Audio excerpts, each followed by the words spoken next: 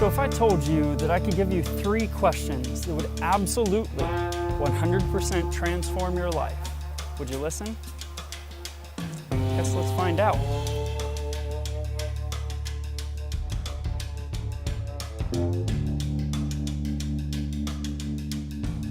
Well, hello brothers and sisters, welcome to Mission Zero. If this is your first time here, my name is Sean, and this is Battle Cry, the show where we give you a motivational theme that you can carry through for a more positive week. This week, what I want to talk about is 3 stories, 3 questions, if you will, that will radically alter your life.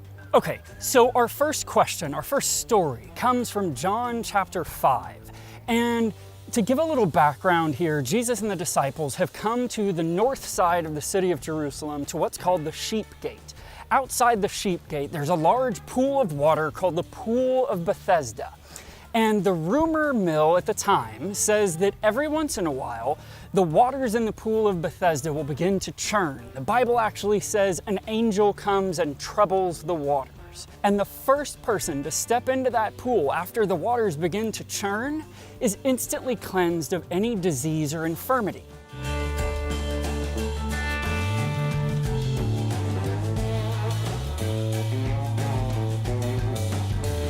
So Jesus and the disciples find a man who's been sitting by the pool trying to get into it.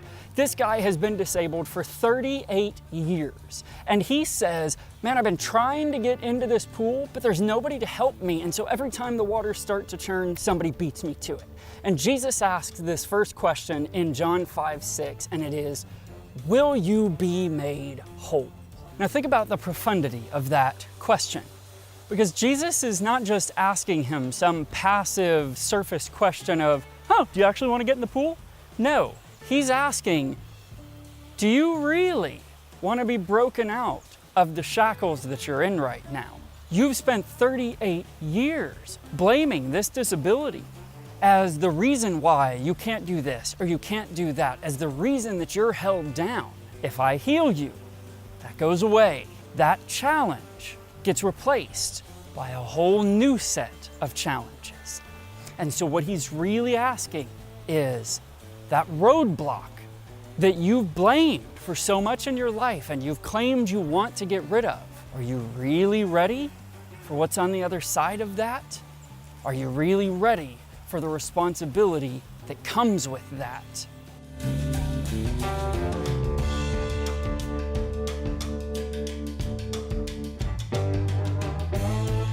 Okay, so the second story comes to us from Matthew chapter 8. And to give a little background here, so Jesus and the disciples are up in a city of Capernaum, which is sort of the northwest side of the Sea of Galilee.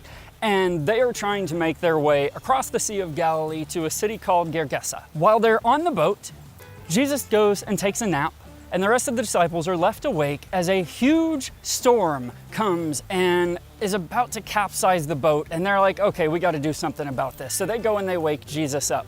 Now, a lot of people get crabby when they get woken up from naps, but Jesus gives sort of the ultimate crabby question, which is, why are you so fearful? What he's asking is a whole lot deeper than just, why are you scared of this storm? What he's really getting at is, why are you so scared to trust me? Continually, you struggle to believe me, to believe in me. And that question reverberates through all of us, and we should ask it every day, every decision, every time we are confronted with something to fear. Why am I so fearful? He's given me a purpose in my heart. Why am I so scared to trust that purpose?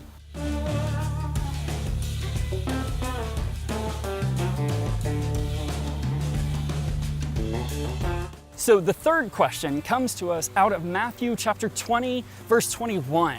And to set the scene here, so the Apostle John and his brother James, who are just disciples at this point, are traveling with Jesus, and there is one point in their travels that their mother is along with them.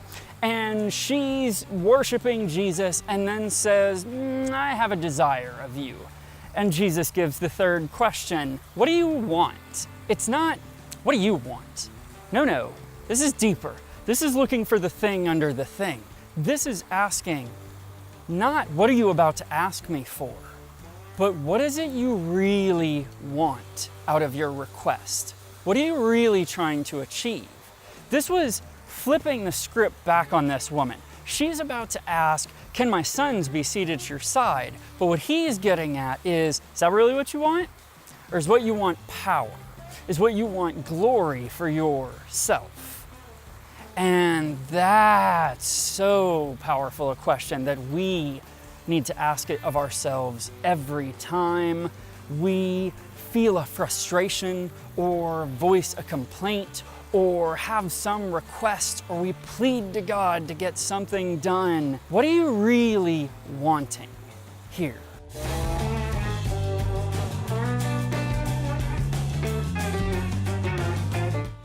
And so the reason that these three questions are so critical for you and I to ask is that they just tear right through all the garbage, all of the nonsense, all the things, all the layers that we pile up on top of the real thing, and they cut right to the core of the thing. So there's my exhortation for us this week is, as often as you can remember, ask yourself these three questions at every decision point, at every chance that you can do one thing or another.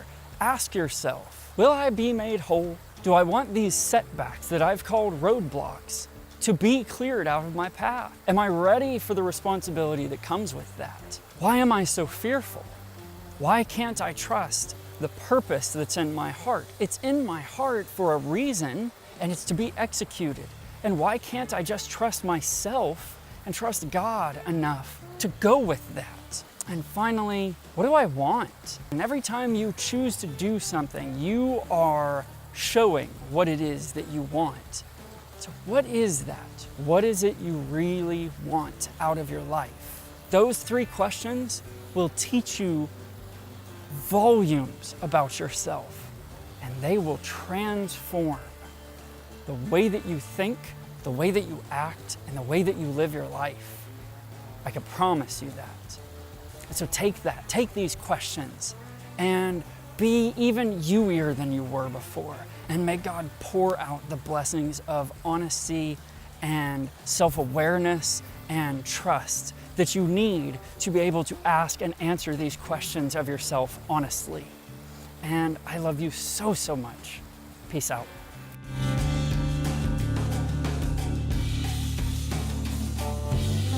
All right, say hi to everybody.